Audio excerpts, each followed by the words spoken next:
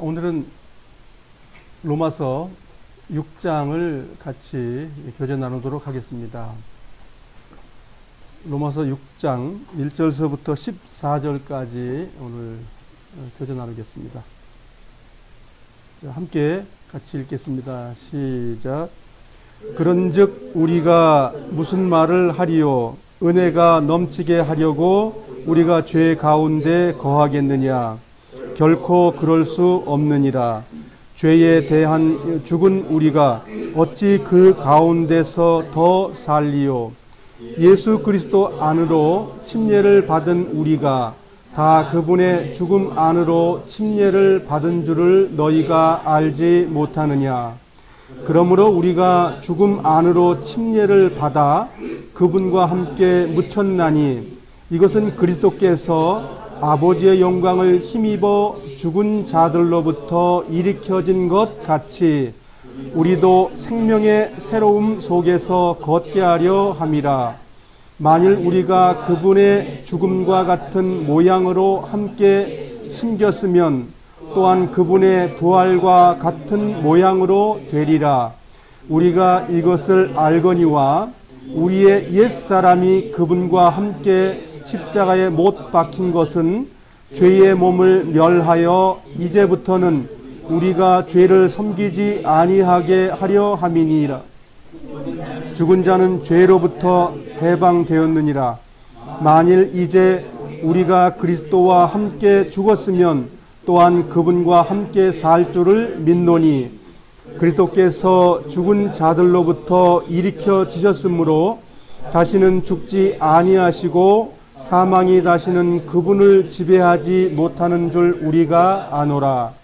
그분께서는 죽는 것을 통해 친히 죄에 대하여 단 한 번 죽으셨으나 살아계심을 통해 친히 하나님께 대하여 살아계시나니 이와 같이 너희도 너희 자신을 죄에 대하여는 참으로 죽은 자요 하나님께 대하여는 예수 그리스도 우리 주를 통해 산 자로 여길지어다.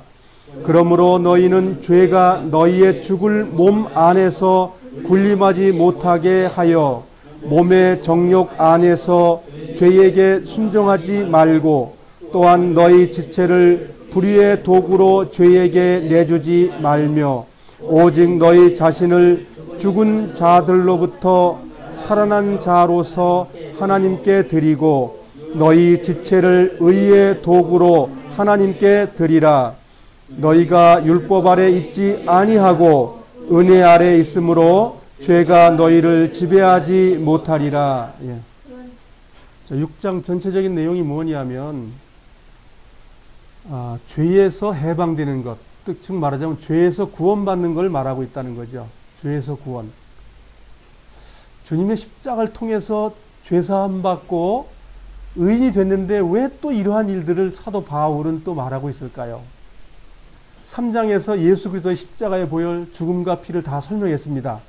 그것이 하나님의 의였었고 그걸 믿는 자를 하나님이 의롭다고 정리하셨다고 그래요.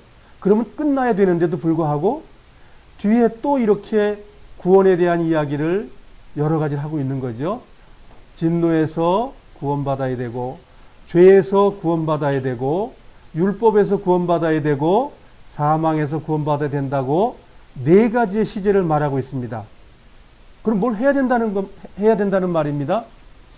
주님의 십자가의 보혈을 영접한 사람은 다 됐다고 하지만 바울은 다 됐다는 말을 하지 않고 있습니다.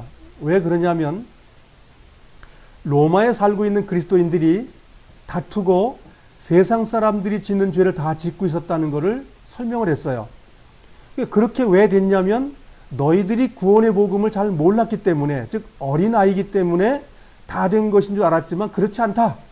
그래서 내가 너희들에게 복음을 전하러 간다고 말했을 때 이것이 그들에겐 복음이 되는 거예요. 그래서 영접할 뿐 아니라 그 안에 새 생명을 살아가는 그런 어떠함이 있다는 걸 설명하고 있는 거예요.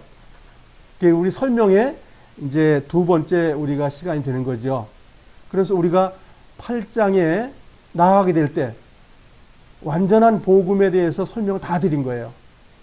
그리고 사도 바울이 말하기를 너희서 지금서부터는 로마에서 이방인 그리스도인 또 유대인 그리스도인 이제 서로 섬기며 살아가 봐. 이렇게 지금 숙제를 내주고 로마서를 마감하는 겁니다. 그래서 오늘 과연 그럼 우리가 죄의 본성에서 어떻게 구원받을 수 있을까? 구원받으면 다 됐으니까 죄져도 된다. 이런 논리들이 많이 있었던 거죠. 그렇지만 성경에서는 죄의 삭은 사망이고 끝나는 거야. 죄 없는 삶을 살아야 되는데 어떻게 하면 되느냐? 그걸 지금 설명하고 있는 거예요. 어려운 숙제가 우리가 해결되는 거죠. 바울 사도가 이런 글을 안 써놨으면 어떻게 할 뻔했어요. 우리가 구역을 막 뒤져가지고 이걸 거야 저걸 거야 그랬을 텐데 하나님께서 사도 바울을 통해서 우리 후대의 그리스도인들이 죄에 대해서 어려움을 겪고 할 때에 그것을 해결하기 위해서 우리에게 복음으로 주어진 겁니다. 그래서 우리가 이제 제가 칠판에 써놓은 것을 한번 또 정리하면서 또 배우도록 하겠습니다. 로마서는 우리 생활에 신앙생활을 어떻게 아주 섬세하게 설명한 그 성경입니다. 그러니까 우리 하나님의 사람들이 어떻게 살아야 될 걸 아주 면밀하게 얘기한 거니까 잘 배울 필요가 있어요. 왜냐하면 하나님 우리가 사랑하는 자이기 때문에. 자, 로마서 6장 우리가 이제 전반부 있고 후반부 5절서부터 23절까지인가요? 그래서 우리가 이제 두 단락으로 나눠서 배우는데 이건 본성의 죄를 우리가 지금 말하고 있어요. 본성적인 죄성. 원죄는 성경적이지 않습니다. 원죄는 어떤 맹점을 가지고 있냐면 나는 아무 잘못도 없는데 영창을 가야 돼. 하나님의 심판에 아무도 그것도 잘못 안 해. 나는 불구덩이에 들어가야 돼. 그럼 하나님이 의로운 분이에요? 공의로운 분이에요? 하나님은 불의한 하나님이죠. 그래서 원죄설은 누가 만들었다고요? 하나님이? 사람들이 만든 거예요. 누가? 성 어거스틴이라는 사람이 캐토릭에서 제일 추구하는 성자 붙은 그 사람이 만들었어요. 그 사람의 말을 추구한 사람이 또 누구예요? 켈빈이라는 사람, 칼뱅 이렇게 말하죠. 그 사람이 그걸 다시 가지고 와서 이론을 만든 거예요. 원죄설. 그래서 하나님께 처음서부터 선택한 사람은 천국, 선택하는 사람은 영원한 지옥. 그게 무슨 불의한 하나님이지, 그게 무슨 공평한 하나님이에요. 그럼 누가 그걸 만들었을까요? 마귀가 작동한 거예요. 그래서 칼뱅이라는 사람은 60명이라는 사람을 죽였습니다. 그 사람이 하나님의 자녀예요? 목을 잘라 죽이고 그랬습니다. 하나님의 자녀예요? 아닙니다. 하나님의 자녀는 그렇게 하지 않습니다. 마귀의 자녀이기 때문에 그렇게 해요. 그 사람이 만든 이론의 그 교단이 어떤 교단이죠? 장로교 교단입니다. 장로교 교단이에요. 그럼 장로교 교리가 성경적이라는 뜻이에요? 아니요.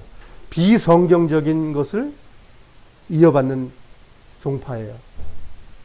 어찌 자기 엄마를 욕했다고 죽여버려요?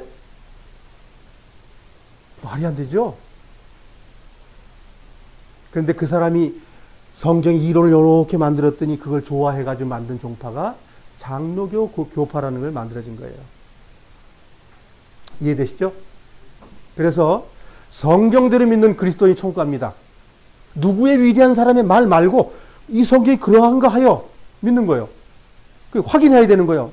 그 사람이 틀린 말이었는지 맞는 말이었는지 우리가 성경을 보고 우리가 선택해야 되는 거예요. 성경은 연구하고 분별하라고 우리에게 주신 거예요. 그래서 우리가 원죄설을 얘기를 하면 성경 전체가 거짓말입니다. 아니 죄도 안 졌는데 지옥을 보내? 그런 엉터리 같은 것이 성경에 기록되어 있지 않습니다. 죄의 삭은 사망. 죄를 졌기 때문에 멸망입니다. 죄를 내가 요구하고 내가 실행했기 때문에 멸망이에요. 이거 잊지 마세요. 다른 사람만 믿지 말고 성경대로 믿으셔야 됩니다. 그래야 성경대로 믿어야 성경대로 천국을 갑니다. 그래서 성경대로 믿어야 주님과 지금 동행하게 됩니다. 있지도 않은 성경에 그런 말 믿지 마시고 우리의 삶 속에 본성의 죄라는 것이 있다는 거예요. 본성에. 내가 죄를 지을 것인지 말 건지 내가 가지고 있다는 거예요. 그 가지고 있는 걸 가지고 심판한다. 내가 사람을 살인할 수 있는 능력은 다 가지고 있는데 가지고 내가 때려 죽일 사람 능력이 있다고 해서 다 지옥 보내냐? 다 말하자면 영창을 가냐? 그런 건 없어요. 내가 결과를 냈을 때 가는 거예요. 우리는 하나님께서 에덴 동산에서 우리를 세워놓으신 거고 똑같아요. 우리가 태어난 것은 죄를 결정해서 마귀의 일을 할 건지 하나님의 의를 선택해서 의의 삶을 살 건지 둘 중에 하나 결정할 수 있는 힘을 가지고 있는 거예요, 내가. 그래서 영물인 거예요, 우리가. 그래서 원죄손은 영물이 아니고 뭐예요? 로봇이라고, 로봇. 우리는 로봇가 아니에요. 신령한 사람이에요. 신령한 몸이라고요. 하나님처럼 우리가 신령한 거예요. 그 우리 신령한 영계에서 우리가 물질세계의 마귀의 일을 받아서 살 건지 하나님의 신령한 의의 삶을 살아갈 건지 결정하는 거예요. 그래서 그 본능의 죄를 지을 수 있는 힘이 우리에게 있지만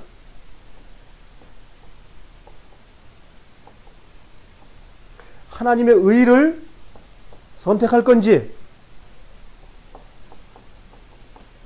마귀의 죄를 선택할 건지는 내가 내 평생에 할 거예요. 어느 한 번 주님을 영접했기 때문에 끝났다. 그래서 바울이 그렇지 않다고 설명하는 것이 로마서예요. 로마서를 오해하시지 않기를 바랍니다. 교리서요? 아닙니다. 우리의 신앙생활의 지침서입니다. 이거 잊지 마세요. 이거 잊으면 천국 가기가 어렵습니다. 이 땅에 주님과 동행하기가 굉장히 어려워져요. 그래서 오늘 1절서부터 5절까지의 내용은 동일시입니다. 동일시.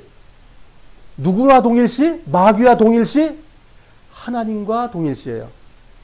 하나님이 예수님을 통해서 우리에게 해주신 그것을 동일시하는 거예요. 예수님과 내가 동일시된다? 야, 이게 얼마나 멋있는 말일까요? 뭐 어느 교파는 뭐 누가 뭐 그분이라고 하더만. 근데 성경은 내가 누구라고요? 내가 하나님과 같다고 성경은 선언하고 있어요. 내가 예수님과 같은 급이라고 말하고 있어요. 성경은. 무엇으로 인해서? 3장에 예수님의 피 흘리는 그 모든 일 끝낸 것 때문에 그 일을 된다. 그것 때문에 하나님과 내가 동일될 수 있다. 이렇게 지금 바울이 말하고 있는 거예요. 하나님과 동일하면서 죄 짓지 말아라. 그 말입니다. 지금. 우리가 보통 사람들이 아니다. 그 얘기를 하고 있어요. 지금. 우리는 그리스도와 동일시한다 그러면 주님이 해준 것만 좋아해. 아이고 주님이 날 사랑해서 십자가에서 모진 고난을 당하시고 내 죄 용서 다 해줬어요. 거기까지만 동일시하는 거예요. 바울이 말하는 건 그 다음을 말하고 있습니다. 지금. 주님이 가신 그 고난의 삶을 주님이 따라오라고 한 것, 그것까지 해야 구원의 완성이다라고 바울은 말하고 있는 거예요. 어렵죠? 어이구 나 가기 어려워. 그거 받아들이는 건 쉽지만 그 다음에 그 고난 받는 건 싫어. 누구든지 그렇죠. 육신에 처해 있기 때문에. 그래서 뭐예요? 옛사람을 벗어버리고 새 사람을 던 입어야만이 그 일이 된다고 성경은 말하고 있어요. 그러니까 바울의 복음이 뭐예요? 너 본성적으로는 안 되지만 주님의 생명을 한번 해보렴. 주님의 생명은 이런 거야 라고 지금 6장에서 말하고 있는 거예요. 자, 그러면 그리스도와 동일시는 주님의 고난까지 같이 하는 것이 동일시입니다. 그 다음에 6절서부터 10절의 내용이 알다, 알았다. 창세기에 나와 있는 얘기 똑같습니다. 아담이 하와를 어떻게 알았다고 그러죠? 창세기 처음에 나온 내용이 알았다. 뭘 알았다는 거예요? 저거 죄 짓는 인간인지 알았다 그 소리입니다. 그걸 알았다는. 그걸 알았다 그러면 뭐예요? 그 다음에 그냥 푹 빠져버리나요? 알고 나면 그 다음에 일을 가라고 성경을 말하고 있는 거예요. 너 알았어? 주님의 십자가를 통해서 네가 그래 된 걸 알았어? 그렇다면 그 다음으로 가라 그 얘기예요. 그게 6절서부터 10절에 알았다는 거예요. 그리스도와 함께 죽은 것을 알았다면 함께 살 일이 생긴다는 거예요. 모르기 때문에 그냥 대충 살고 죄 가운데 빠지는 거예요. 그래서 그리스도가 십자가 연합된 죽음을 죽었고 부활 생명을 하나님께서 하셨다는 것을 알아야 된다. 왜 알아야 되냐? 꼭 알아야 된다는 거예요. 이걸 그냥 대충 지식으로 알아라는 말이 아니라 삶에서 알아가라는 건 뭐예요? 행동하라는 거예요. 율법 아닙니다. 이것은 은혜입니다. 은혜. 은혜의 삶입니다. 그래서 그 다음에 뭐예요? 그리스도와 함께 죽었고 함께 살았어? 그러면 그걸 여기라는 거예요. 그렇게 여겨. 여겼다는 건 말로 하라는 뜻이에요. 주님이 죽으시고 부활하시고 주님이 지금 하늘 성수하신 것처럼 이 땅에서 우리가 내던져 있는 이 땅에서 뭘 하는 거예요? 그렇게 해보라는 거예요. 누구의 힘으로? 그리스도의 믿음으로. 그러니까 나는 안 되는 거예요. 성경은 계속 안 된다고 선언하고 있는 거예요. 근데도 불구하고 뭐예요? 내가 그래도 주님을 십자가 영접했으니까 될 거야. 100번 해보세요. 안 되지. 그래서 그리스도는 믿음으로 말미암아 살리라고 딱 선언되어 있는 거예요. 그게 완전한 복음이에요. 우리에게. 근데 하지도 않으면서 동의하는 그 믿음. 나 예수님 영접했다니까요. 그거 아닙니다. 그것은 옆에서 봤을 때 그리스도인다운 모습이 하나도 안 보입니다. 그래서 여긴다라고 말하는 것은 행위를 얘기하고 있는 거예요. 행위. 율법의 행위 아니고 뭐예요? 은혜의 행위잖아요. 은혜. 은혜의 행위가 나온다고요. 주님이 날 사랑했기 때문에 나오는 거예요. 근데 그 사랑을 안 받은 사람이 어떻게 사랑을 나타내겠어요? 그래서 가짜는 드러나는 거예요. 그래서 참으로 주님을 영접했다면 그 삶 속에 죄가 멀어지는 거예요. 날마다. 그런데 그것이 점점 식어지게 되면 버려지는 거예요. 그래서 그 행위가 어떤 행위냐? 십자가 안에서 그리스도 안에서 나는 죽었고 주님이 침례받은 것처럼 난 죽었고 침례에서 부활 생명 올라온 것처럼 주님께서 부활한 것처럼 나도 부활해서 올라간다. 그렇게 여기라는 거예요. 그게 아직 안 됐지만 여기라는 거예요. 숙제를 받은 거죠. 숙제물. 과제물입니다. 과제물. 주님을 영접하게 다 된 것이 아니라 과제물이 쭉 있어요. 그걸 신앙생활이라고 하고 그걸 성도라고 말하는 거죠. 그걸 거룩이라고 말하고 그걸 거룩함이라고 하고 그걸 의라고 말하는 것이고 그걸 성화라고 말하기도 하죠. 주님을 사랑하는 사람은 성화가 그냥 되는 거예요. 주님을 경험하지 못한 사람들은 그 성화가 안 되는 거예요. 그래서 부모가 자식을 낳아가지고 키우게 되면 그 머저리 같고 사고 치는 그 아들을 얼마나 사랑합니까? 우리가 장애자를 잃어버려가지고 그 부모가 전 생애를 투자해가지고 자기 재산을 투자해가지고 우리나라를 전부 뒤집으면서 고아원이고 다 다니면서 생을 마감하는 사람 우리가 봤죠? 뉴스에 나오니까 그 사건이. 그러면 그 별 볼 일 없고 그 병신인 그 아이를 왜 그렇게 구할까요? 사랑하기 때문이에요.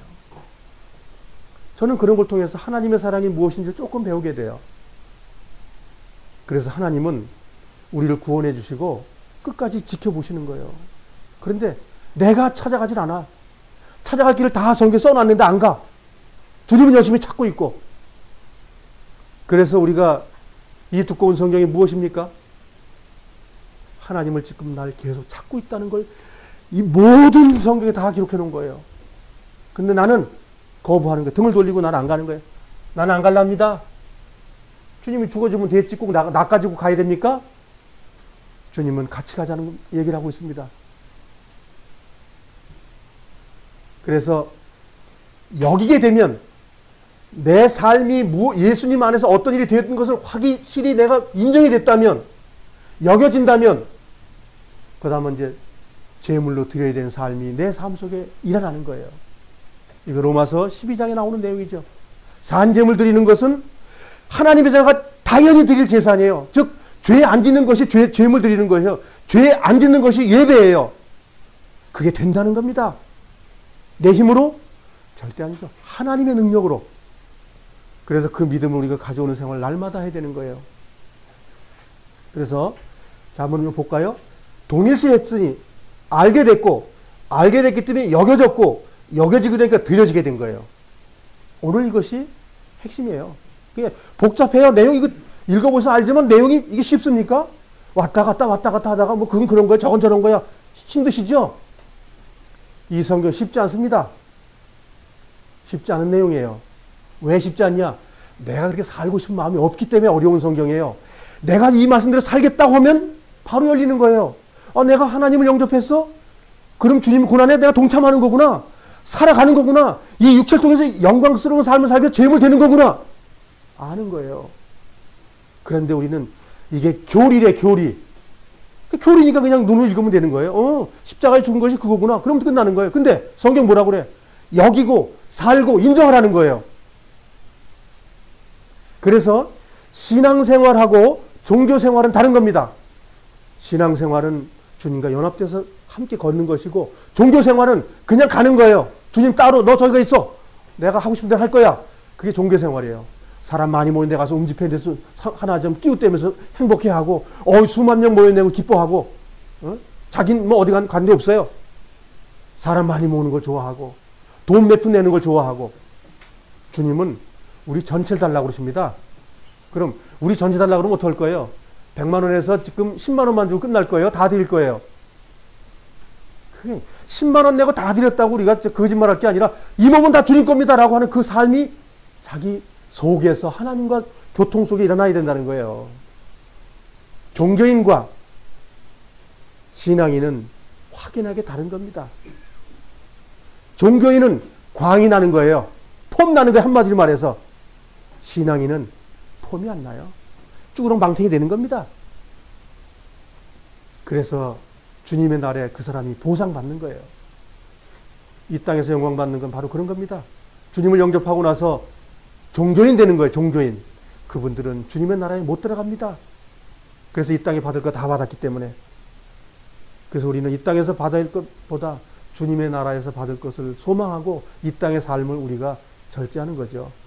죄를 이기고 고난의 삶을 살아가는 겁니다. 들어지지 못하면 버려지는 거예요. 그러니까 바울이 이렇게 강한 메시지를 해도 이걸 뭐예요? 교리래, 교리. 로마서는 교리래. 그 사람들이 교리라는데 뭘 더 넘어갈 게 뭐 있어요? 그런 거래. 예수 믿는 사람은 의롭게 사는 거래. 그럼 의롭다움을 받은 거래. 끝까지 주님이 지켜주신대. 나 가만히 있으면 되는 거구나. 이런 교리로 간다는 거예요. 그런데 히브리서는 뭐라고 말합니까? 톱으로 켜서 죽고, 창에 찔려 죽고, 껍질을 벗겨서 죽고, 그렇답니다.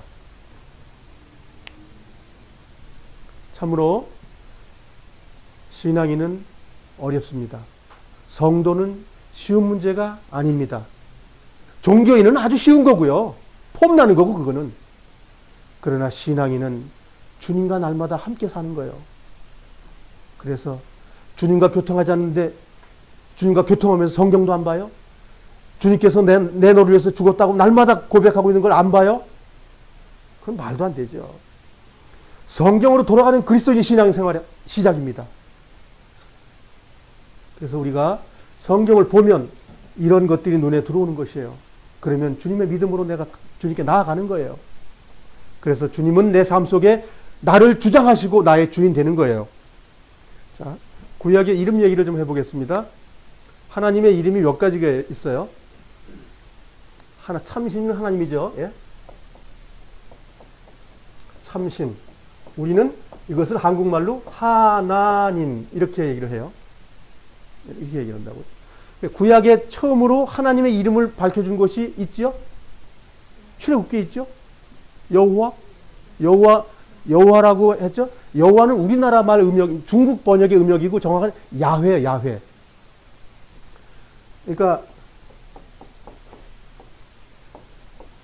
야훼가 정확한 발음으로 말하면 야훼가.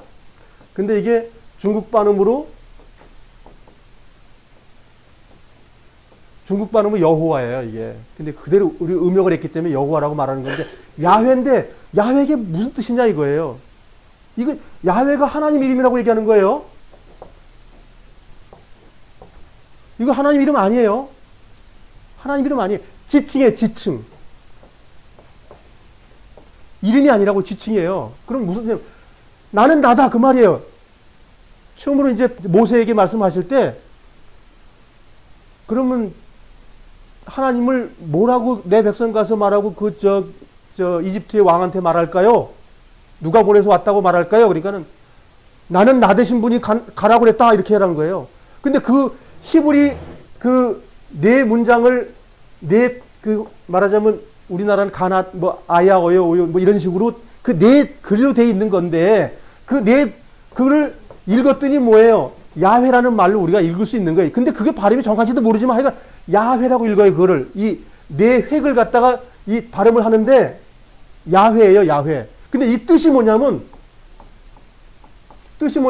나는 스스로 있는 자. 이게 하나님의 이름이에요. 지금 그때 얘기한 게 이거예요. 나는 스스로 있는 자야. 그러니까 하나님의 이름을 어떻게 가둘 수가 없다는 거예요. 왜냐하면 이방 신들은 다 신으로 있어가 이스라드가 뭐 많은 신들은 이름 속에 갇혀 있어요. 그 신들이. 근데 하나님은 그런 세상에 사람들이 믿는 그런 신에 갇혀 있는 신이 아니라는 거예요. 그래서 나는 스스로 있는 자야. 이름을 붙일 수가 없다는 거예요. 하나님의 이름을. 그냥 하나님의 절대자라는 걸 이름을 붙일 수가 없다는 거예요. 그래서 하나님 이름이 없는 거예요. 그래서 나는 스스로 있는 자인데 이 스스로 있는 자가 이제 구약에 보통 16가지 정도의 하나님을 지칭하는 말하자면 그 칭호가 있어요.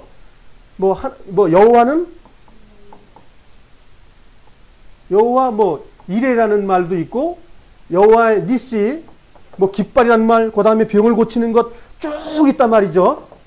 성경에. 깃발이라는 걸 쫓아와야 된다는 뜻이고, 그 다음에 구원자라는 것도 있고, 하나님은, 그러니까 야훼는 이러이러하다고 해서 성경에 쭉 나와 있는 것 중에서 보통 14에서 16가지가 있어요. 구약 성경에 나와 있는 그 내용들이. 그런데 이렇게 하다가 신약으로 넘어오면 뭐가 나와요? 이름이 나와요. 진짜 이름이 나온다니까요. 누구의 이름으로 침례를 주라고 하면서 이름이 딱 나온다고요. 그게 뭐예요? 예수와. 맞나? 예수와. 이렇게 하면서 예수와 속에 이게 다 들어있는 거예요. 스스로 있는 자가 신약의 사람의 그 육신의 옷을 입고 와서 이름을 붙여진 것은 예수님이란 뜻이에요. 그분이 죽은 자를 살리고 사망을 없애고 죄를 없애고 그 일을 하는 것을 구약의 그런 모든 내용이 신약에서도 그분이 다 하시는 거예요. 물을 잔잔케 하고 죽은 자를 살리고 이 모든 일들을 이분이야. 그래서 이분이 나는 나야. 나는 나. 신약에 많은 얘기 나오죠. 나는 나를 제일 잘 설명한 사람이 누구예요? 사도 요한이에요. 사도 요한께서 나는 나다라는 걸 제일 설명을 잘한 사람이 사도 요한이에요. 사도 요한 다음에 바울이 그 말을 아주 나는 나다를 설명을 잘한 거예요. 성경에. 그래서 우리가 여호와라는 거를 너무 이 관념이 다 박혀 있어요, 지금. 아, 하나님 이름이 여호와야.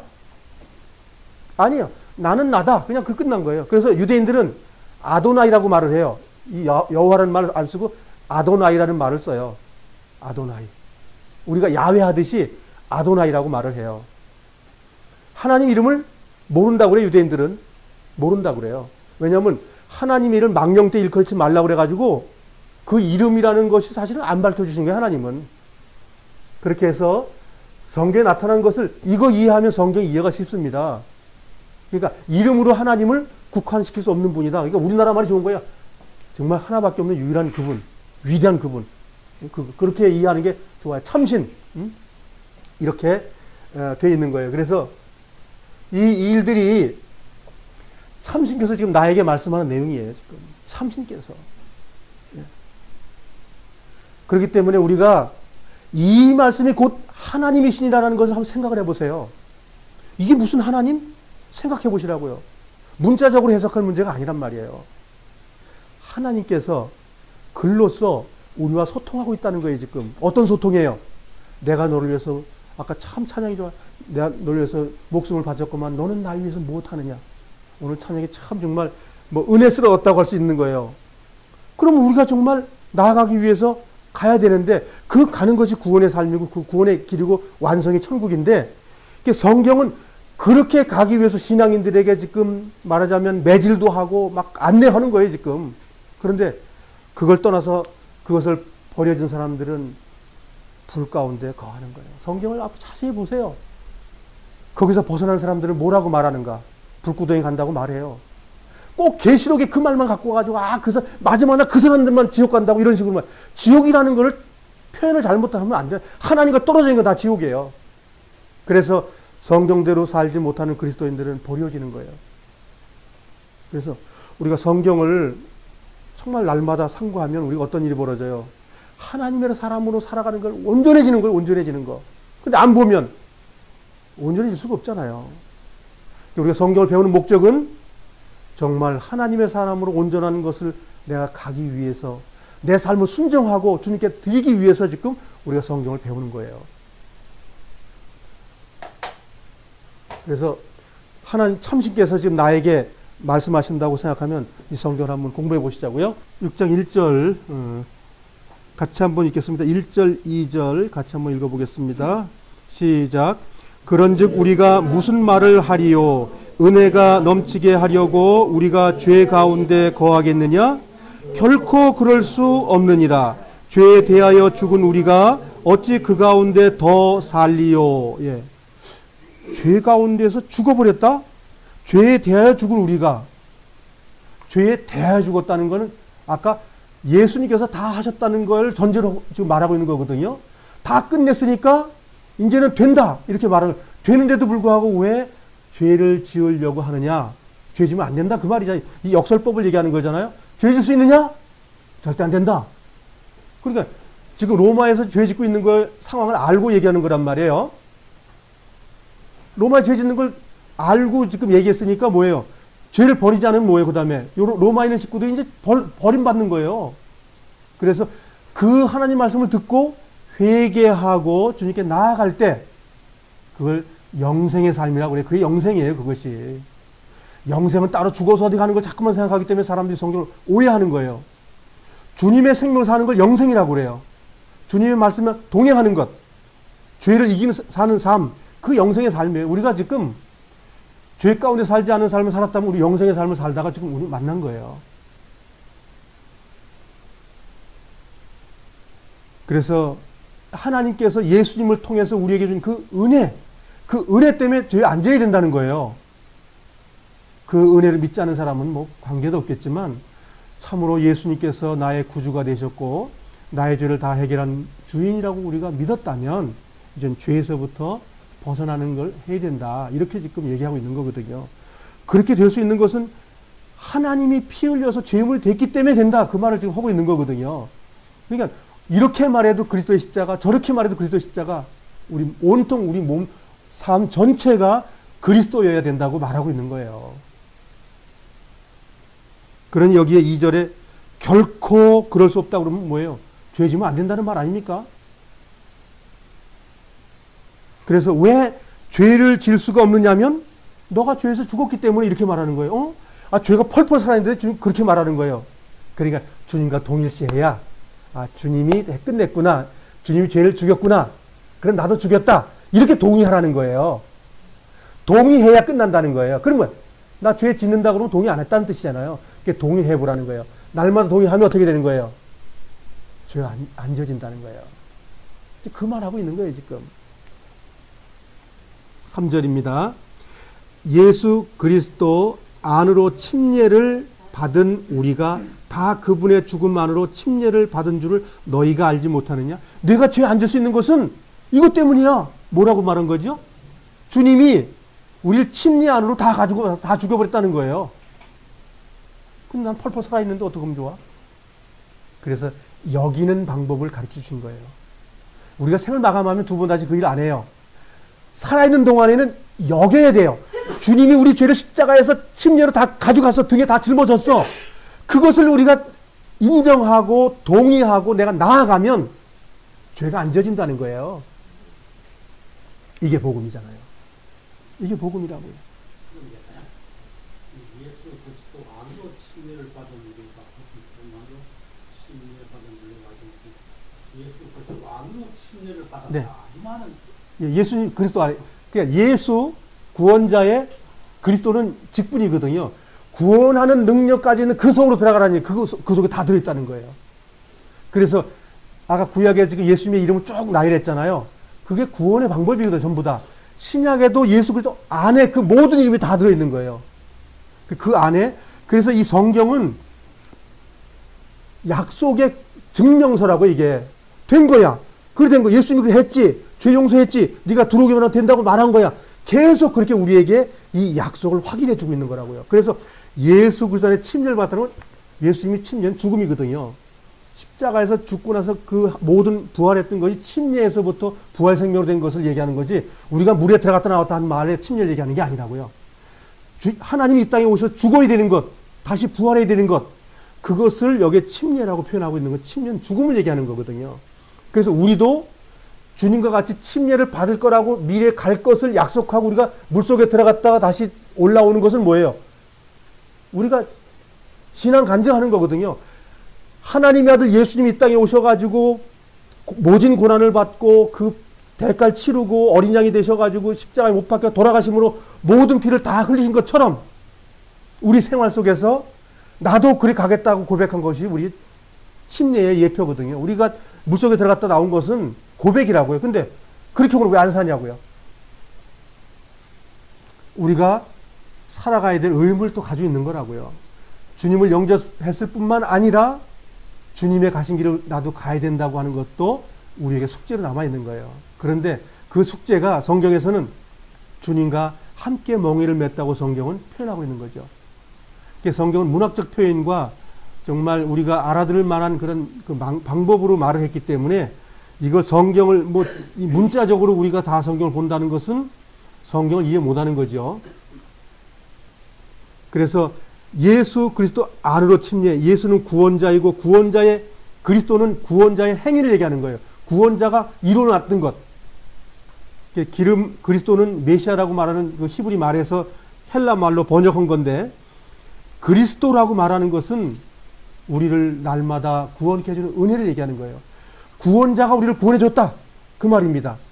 그러니까 그 구원자가 구원해주는 걸로 들어가라는 거예요. 자, 그러면 제가 예를 들어서 어저께 예를 들어서 범죄했다고 생각해 보세요. 범죄하고 죄를 깨닫고 내가 회개하고 주님 앞에 나아간데 그것이 들어가는 거예요. 그 안에. 십자가 안에 들어가는 거예요. 그러니까 죄가 해결되는 거예요. 또한 죄 짓기 전의 단계로 내가 어떤 죄를 지려고 할 때 말씀이 나를 인도해서 그 죄에 들어가지 않게 나를 인도했다면 그것 또한 그리스도 안으로 들어가는 거라고요. 그 들어가는 삶 속에 우리가 살아있는 것이 신앙생활이라는 거예요. 네. 그 말씀이 맞아요.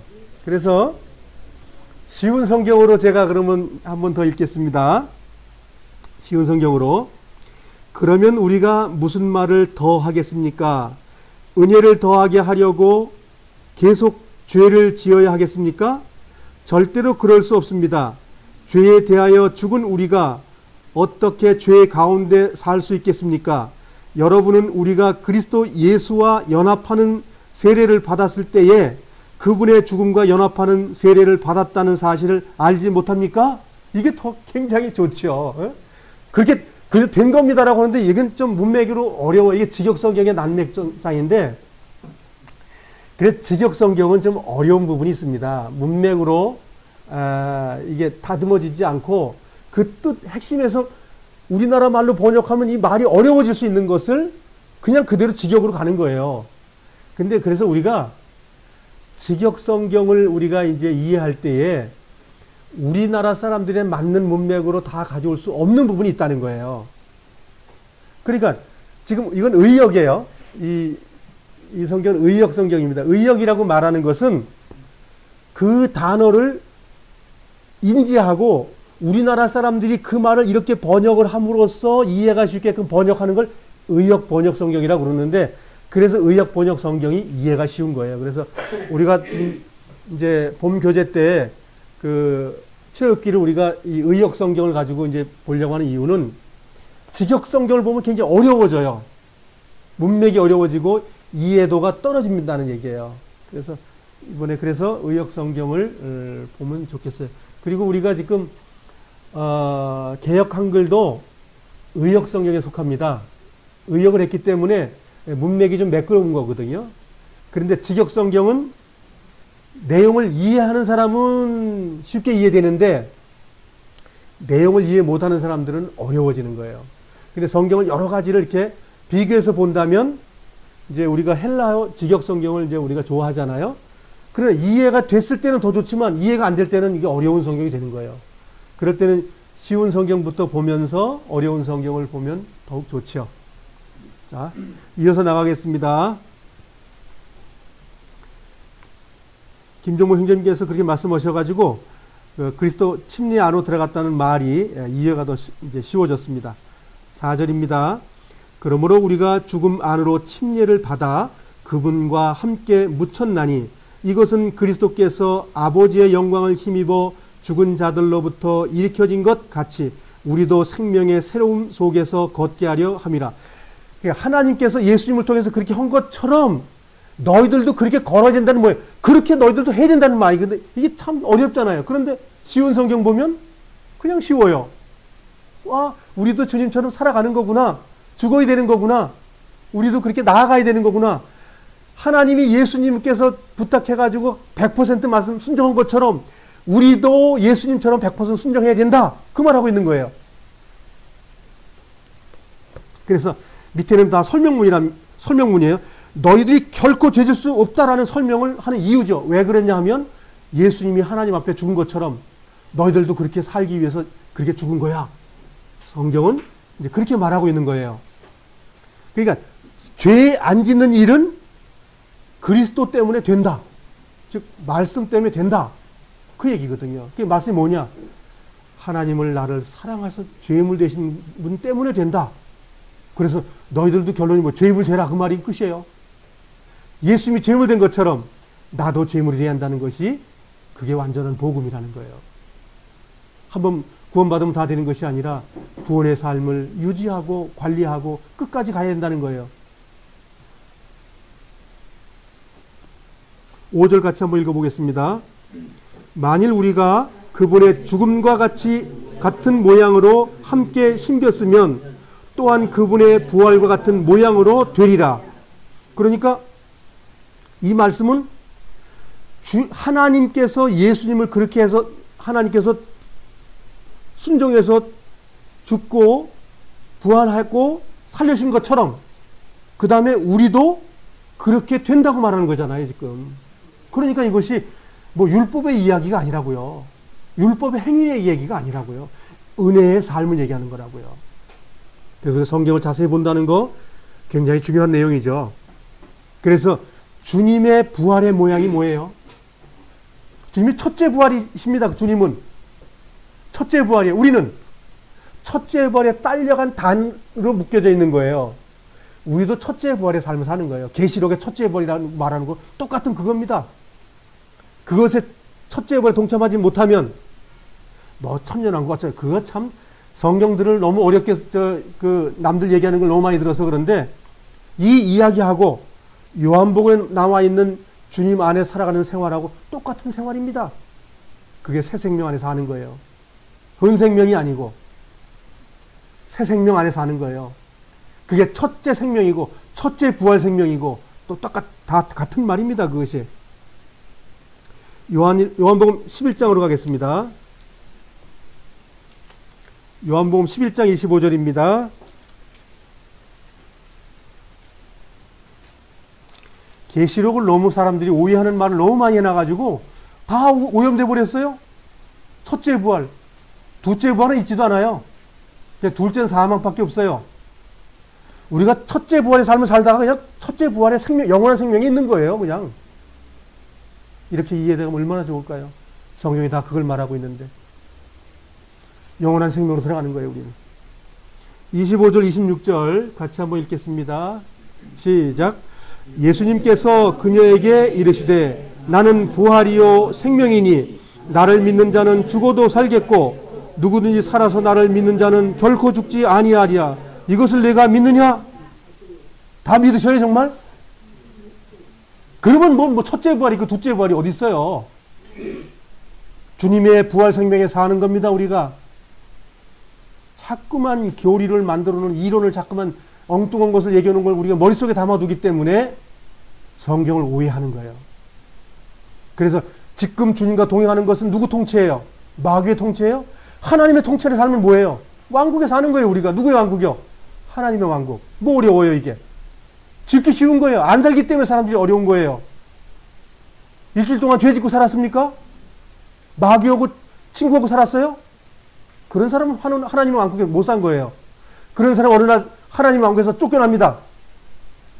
날마다 하나님의 왕국에서 살아가는 생활을 하는 사람들, 그 영생의 삶입니다. 그것이. 그러다가 육신의 때를 벗어나면 두 번 다시 그런 일을 할 수가 없어요. 그냥 영원한 생명 들어가는 거기 때문에.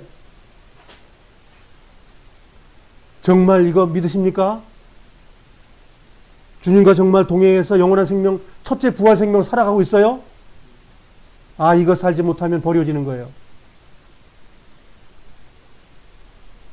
정말 주님께서 나에게 너 믿느냐라고 물어봤을 때 가만히 있어 봐세요. 내가 세상에 정말 죄 짓고 사는 게 좋은데 정말 더 해보고 나서 생각해 볼게요. 그럼 주님 뭐라 그래요? 그렇게 하면 넌 버려진다. 우리는 교회 일원입니다. 첫째 부활에 참석한 자들이에요. 열 처녀들이 첫째 부활에 참석을 했습니다. 끝까지 이기지 못했기 때문에 다섯 처녀는 버림을 받은 거예요. 그 기름이 무엇입니까? 성령의 삶을 살지 않았다는 겁니다.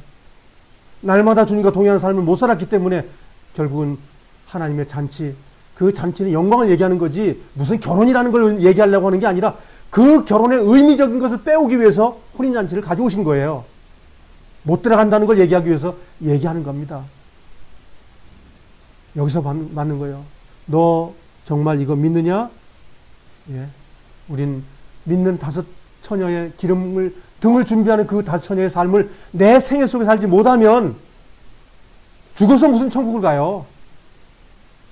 주님과 동행하는 삶이 된 사람만 생을 마감할 때 그 나라에 같이 들어가는 거예요. 사실 우리가 생을 떠나고 나면 삼층천이라는 게 어디서 따로 있습니까? 주님이 거하시는 곳이 삼층천인데 그것이 어디예요? 우리 몸을 떠나면 바로 있는 거예요. 바로 있습니다. 그래서 주님은 우리를 하나님과 같은 형상으로 만들었다고 얘기하는 겁니다. 이 썩을 것 가지고 하나님의 형상이에요? 이건 하나님의 형상이 아닙니다. 많은 사람들이 성경을 오해하기 때문에 정말 썩지 않고 온전한 그 몸으로 된 것, 그것을 우리가 받을 때 완전해지는 겁니다. 그래서 그것이 주님의 재림이고 주님의 몸의 완성이 될 때 다 이루어집니다. 아직은 그것 아니죠. 정말 주님의 몸이 날마다 지금 완성되어 가고 있습니다. 그 몸을 누가 완성시켜요? 하나님께서 완성시키는 건데 무슨 뭐 거룩한 사람들이 우리가 더 돼가지고 완성된다고 그래요. 그건 뭐예요? 그건 마귀 말이에요. 하나님 말씀이 아닙니다. 주님께서 몸을 완전케 하셔요. 그런데 14만 4천이 완성돼서 그들이 불 가운데서 던져도 믿음을 잃지 않은 사람들이 와야 완성이 된다고요? 참 하나님 힘 없습니다. 성경 어디도 그렇게 되어 있지 않습니다. 정말 성경을 온전히 보시고 온전히 분별되길 바라요. 그 죽음으로 침례받는 것에 대해서 갈라디아서를 한번 보고 넘어가겠습니다. 갈라디아서 3장을 가겠습니다.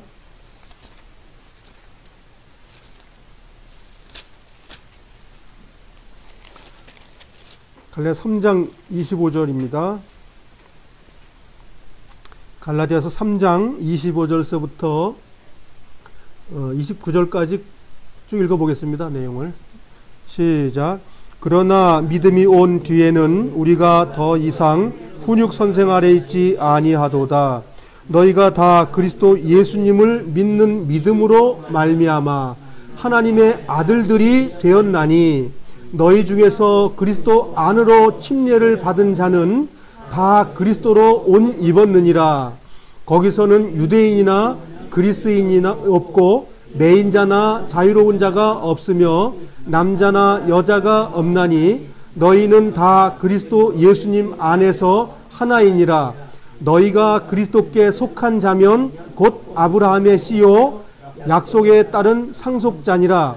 그러니까 그리스도 안으로 침례받았다고 말하는 것은 주님을 영접하고 믿었다. 나의 구주로 영접하고 내가 그분께 들어갔다. 그걸 갖다가 죽음이라고 말하는 거예요. 침례라고 말하는 것이고. 본문으로 가겠습니다.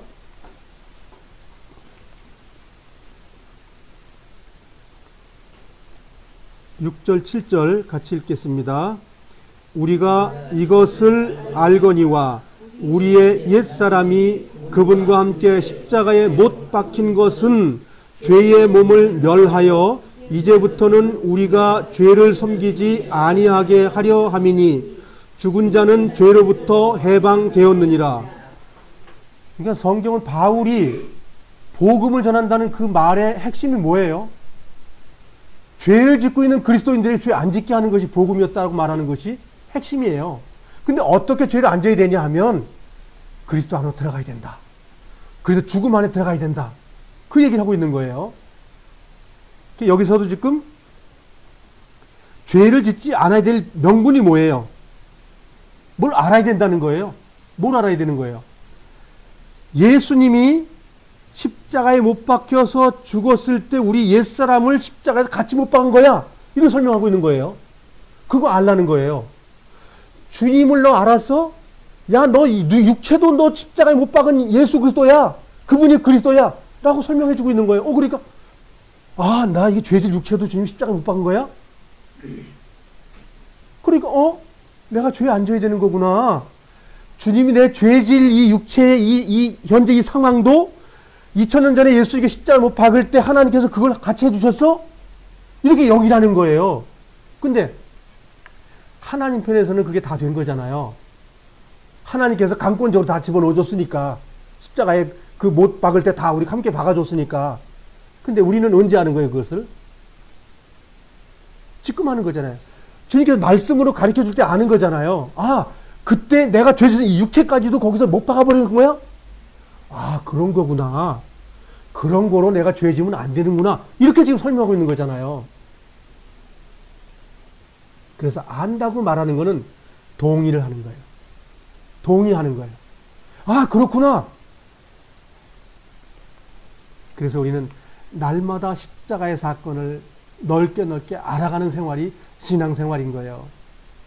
점점 넓게 알아가는 거예요. 그 구원의 보따리가 하나 둘이 아닌 거예요.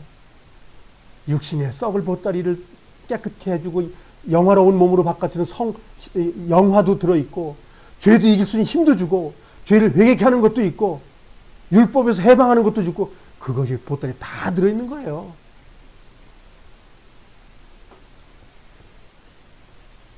바울이 그 보따리를 하나하나 풀어서 성경에서 써주고 있는 거예요.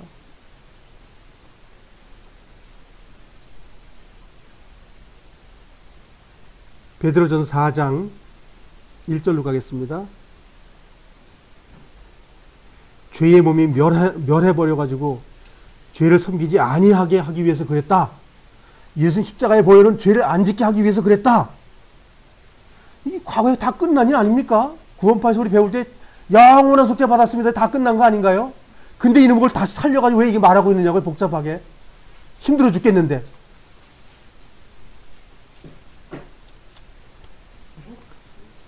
베드로전서 4장 1절서부터 5절까지 같이 읽어보겠습니다. 지금 여기서 말하고 있는 내용, 베드로가 말한 걸 다시 한번 중복해서 보려고 하는 겁니다. 죄를 안 져야 된다는 말에 대해서 베드로가 뭐라고 또 설명하는지를 보는 거예요. 시작. 그러므로 그리스도께서 우리를 위해 육체 안에서 고난을 당하셨은즉 그와 같이 너희도 같은 생각으로 무장하라. 육체 안에서 고난을 당한 자는 이미 죄를 그쳤나니 그런즉 그는 육체 안에서 남은 때를 더 이상 사람들의 정욕에 따라 살지 아니하고 오직 하나님의 뜻에 따라 살아가야 하리라. 우리가 생욕과 성욕과 과음과 환난과 연희와 가증한 우상 숭배 속에서 걸어 이방인들이 하고자 하는 바를 행한 것이 우리 삶에 지나간 때로 우리에게 조카도다.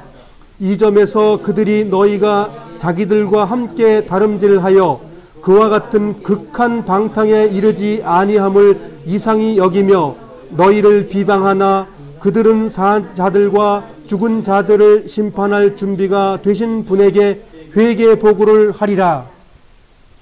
우리의 삶에서 회개 보고되지 않는 일이 있어야 된다. 그 얘기. 회개 보고를 하면 큰일 난다는 거예요. 회개 오면 뭐예요? 심판이라는 얘기. 심판 받으면 우리 지옥 가는 거예요. 심판이 우리에게는 없어야 되는 거예요. 요한복음에 나오는 것대로 심판에서 사망에서 생명으로 옮겼느니라. 심판에 심판받지 않는 곳 옮겼느니라. 그것이 영생이에요. 근데 짤막한 2달을 했지만 뭐예요? 우리 생애 전체가 구원의 삶을 살아야 된다는 말이지 단회적으로 뭘 순종했기 때문에 된다는 말이 아닙니다. 베드로가 뭐라고 말해요? 뭘 해야 된다고 말하고 있지 않습니까? 냉정히 말하면 율법주의자들입니다.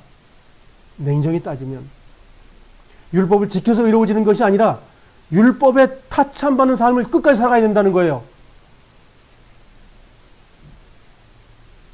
그래서 성령의 능력을 통해서 우리가 주님께 인도함을 받는 삶이 된다고 성경은 말하고 있는 거죠. 그래서 죄를 짓지 않는 것이 성화입니다. 그 죄를 짓지 않는 것의 2가지 결과가 뭐예요? 첫째는 하나님을 사랑하는 것이고 2번째는 형제자매를 사랑하는 거예요. 그 삶이 왕권 생활이에요. 그게 왕국의 생활입니다. 그래서 이 육신을 가지고 이 고난 가운데 왕국에 살 때 이것이 벗어지고 나면 영원한 왕국에 들어가는 거예요. 로마서 6장 8절 10절까지 읽겠습니다. 한 단락이니까. 만일 이제 우리가 그리스도와 함께 죽었으면 또한 그분과 함께 살 줄을 믿노니 그리스도께서 죽은 자들로부터 일으켜지셨으므로 다시는 죽지 아니하시고 사망이 다시는 그분을 지배하지 못하는 줄 우리가 아노라. 그분께서는 죽는 것을 통해 친히 죄에 대하여 단 한 번 죽으셨으나 살아계심을 통해 친히 하나님께 대하여 살아계시나니. 10절까지만요. 우리가 계시록의 20장, 21장을 통해서 보게 되면 천년 왕국이라는 말이 있고 하나님의 통치에 대한 얘기가 쭉 나와요. 그 내용하고 이 내용하고 똑같은 겁니다. 아주 같은 거예요. 그런데 그 계시록은 특별히 사람들 특별한 성경이라고 말해가지고 3층천에 가서 받아온 거기 때문에 아주 특별한 거라고 자꾸만 특별 부여를 하는 바람에 사람들이 오해가 되는 거예요. 똑같은 말인데 주님의 죽으심 때문에 주님과 동행하면 그게 지금 왕국 생활이고 다 됐다고 말하는데도 불구하고 아니라고 우기는 거예요. 그렇게 살다가 특별한 거 안 되면 빨리 주님 앞에 책만 받겠죠. 그러나 이 말씀이 우리 삶 속에 적용이 되면 왕권 생활이고 주님과 동행하는 것이고 함께하는 것이고 너희가 내 안에 내가 너희 안에라는 그 하나된 연합인데 연합된 삶이 무슨 삶이에요? 그게 왕권 생활이잖아요. 어렵지 않습니다. 주님과 동행하는 거 어렵지 않습니다. 남들이 어렵게 말해야지 성경을 어렵게 말하는 경우가 있잖아요. 주님이 죽었잖아. 십자가 연합됐잖아. 못 박혔잖아. 피 흘렸잖아. 그게 연합이야. 너 여겨봐. 어? 그거 알았지? 그럼 된 거야. 계속 말하고 있지 않습니까? 이거? 성경은 정말 그런 일들이 주님의 그리스도를 우리가 인정하고 수용하고 나아감으로써 다 됐다고 성경은 말하고 있는 거예요. 그거에 대한 결과는 뭐지요? 우리에게 육신의 고난이 남아있는 거예요. 죄를 피 흘리게 싸우는 그 일이 우리 삶 속에 있는 거예요. 베드로가 피 터지게 싸는 삶에 대해서 죄를 끝난 거다라고 말하고 있잖아요. 참 간단합니다. 정말 어렵지 않아요. 내가 나아가냐 나가지 않느냐 그 차이만 있을 뿐이에요. 나아가게 되는 근거는 이게 하나님 말씀이라고 인정하고 내가 나아가는 거예요. 말씀을 날마다 묵상하고 성경을 날마다 배우고 정말 그렇게 하는 가운데 되는 겁니다. 11절 같이 읽겠습니다. 이와 같이 너희도 너희 자신을 죄에 대하여는 참으로 죽은 자요 하나님께 대하여는 예수 그리스도 우리 주를 통해 산 자로 여길지어다. 자, 주님께서 부활하신 거 믿으세요? 가신 그대로 오신다는 걸 믿으세요? 그렇다고 하면 우리도 그래 되는 거예요. 예수님만 그래 되는 게 아니라 우리도 그래 된다니까요. 어느 날 우리도 의로운 옷을 입혀서 영화의 몸으로 이 땅에 다시 내려옵니다. 우리는 주님 언제 오실지 몰라요. 그렇지 우리의 죽음이, 육신의 죽음이 먼저 옵니다. 거의 모든 분들이. 어느 날 그날 한 날은 있어요. 남들이 말하는 거 말고 완전하게 주님과 더불어 영원히 함께하는 그날, 그 시간 우리에게 한 번 있습니다. 그러나 우리가 육신에 있을 때는 시공간이 있지만 우리가 생을 마감하면 영계에 들어있기 때문에 그냥 된 거와 마찬가지예요.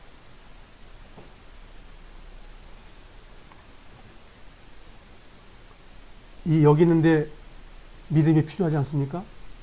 그냥 여겨집니까? 정말 주님의 보혈을 우리가 믿는 자라면 여겨지는 거예요.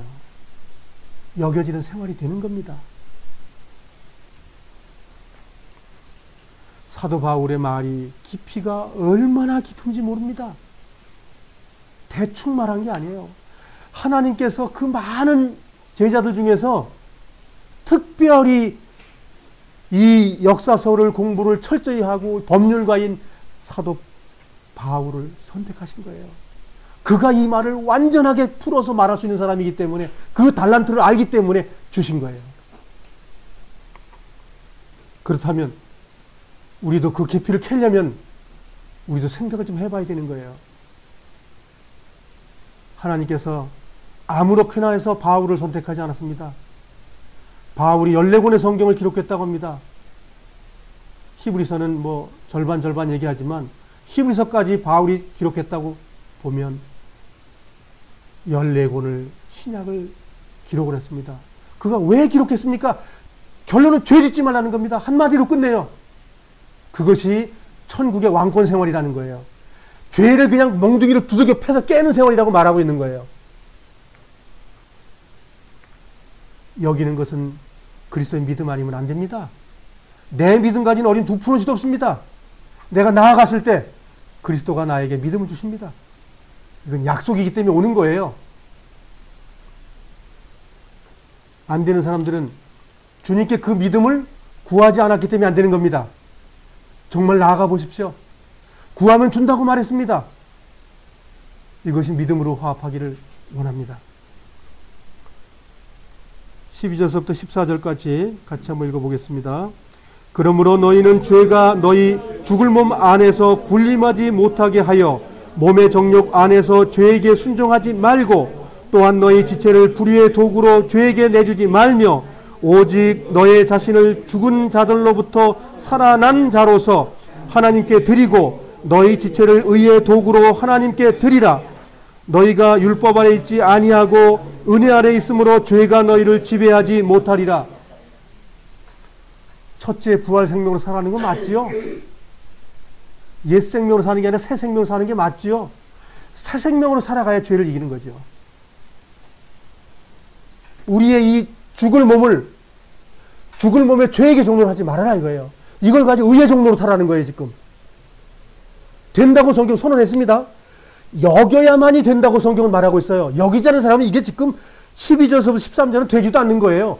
믿음으로 여겨진 사람들이 이 육체 가지고 지금 의를 이루는 거구나, 정말 죄와 싸우는 거구나, 그랬더니 뭐예요? 율법이 나에게 꼼짝 못하고 아무 일도 못하더라는 거예요. 아, 정말 이런 은혜, 이러한 복음, 이게 좀 밝혀져야 됩니다. 십자가의 보혈의 십자가의 그것만, 바울은 그거를 초등학문이라고 말하고 있어요. 그런데 다른 교파서는 뭐예요? 그거면 다 됐습니다 하고 끝나버려요. 어느 복음이 완전합니까? 바울의 복음의 완전함을 우리가 배워야 됩니다. 그래서 율법이 우리를 타치를 못해요. 율법 어떻게 지켜야 되나? 그리스도가 율법을 지켜줍니다.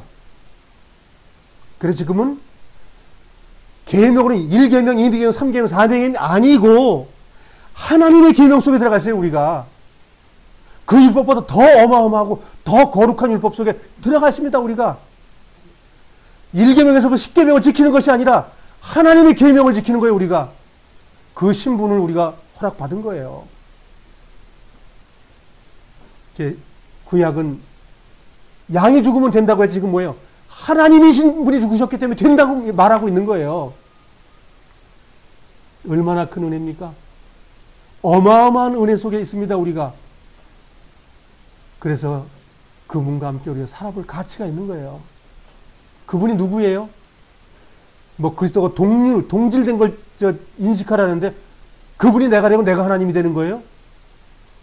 아, 이런 영광을 주님께서 바울을 통해서 주고 계신 거예요. 오늘 이 말씀을 교제를 통해서 정말 하나님의 보호자까지 우리가 나아간다면 무슨 두려움이 있습니까? 우리 삶 속에. 기쁨이 날마다 충만하지 않을까요?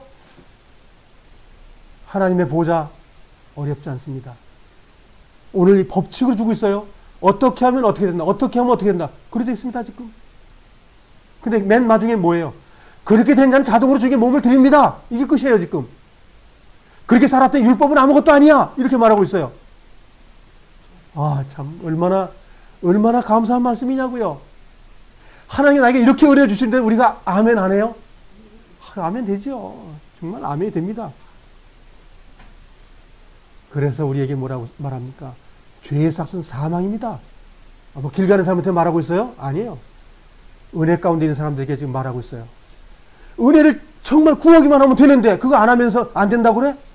그럼 뭐예요? 성령을 회방하는 죄가 되는 거예요. 영원히 멀어지는 거예요, 그 사람은.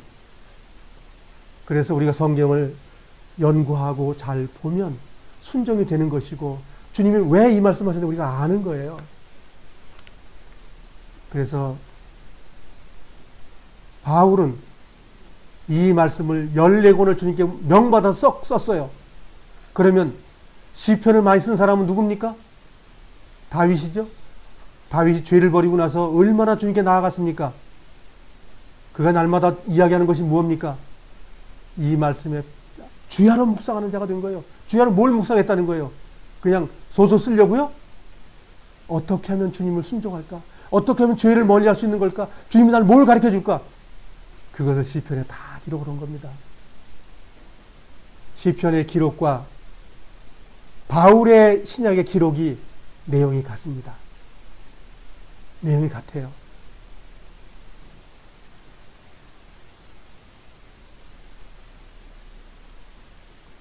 다시 또 로마서 12장 보고 오늘 교재 마치도록 하겠습니다.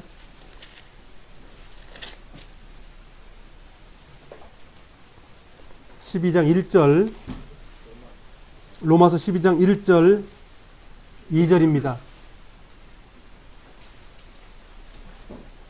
바울은 이 말 하는 거예요. 계속. 십자가를 너희들이 알아? 연합된 거 알아? 함께한 거 알아? 하나님이 동행한다는 거 믿는 거 알아? 다 해놓고 나서 이렇게 얘기하고 있는 거예요. 1절서부터 2절 같이 읽어보겠습니다. 그러므로 형제들아 내가 하나님의 긍휼을 힘입어 너희에게 간청하노니 너희는 너희 몸을 거룩하고 하나님께서 받으실 만한 살아있는 희생물로 드리라. 그것이 너희의 합당한 섬김이니라. 너희는 이 세상에 동화되지 말고 오직 너희 생각을 새롭게 함으로 변화를 받아 하나님의 그 선하시고 받으실 만하며 완전하신 뜻이 무엇인지 입증하도록 하라. 행위가 있는 거죠. 우리의 삶이 사라져야 되는 것이죠. 입증하는 삶을 살아야 됩니다.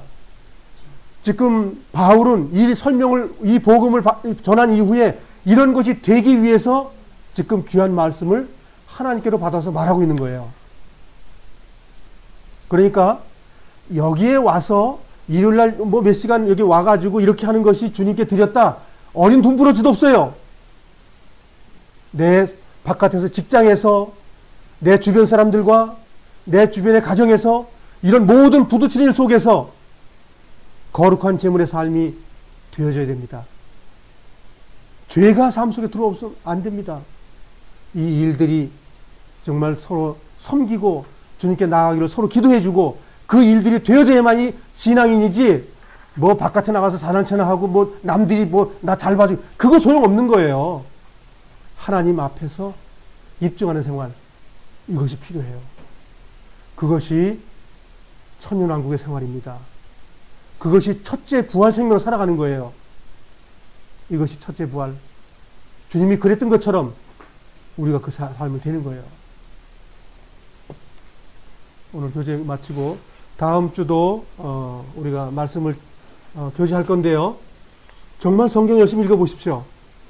제가 말한 것 말고 주님께서 또 여러분들에게 주신 말씀이 또 있습니다.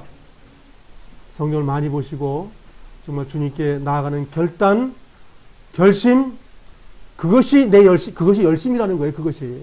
그 열심 내기를 바랍니다.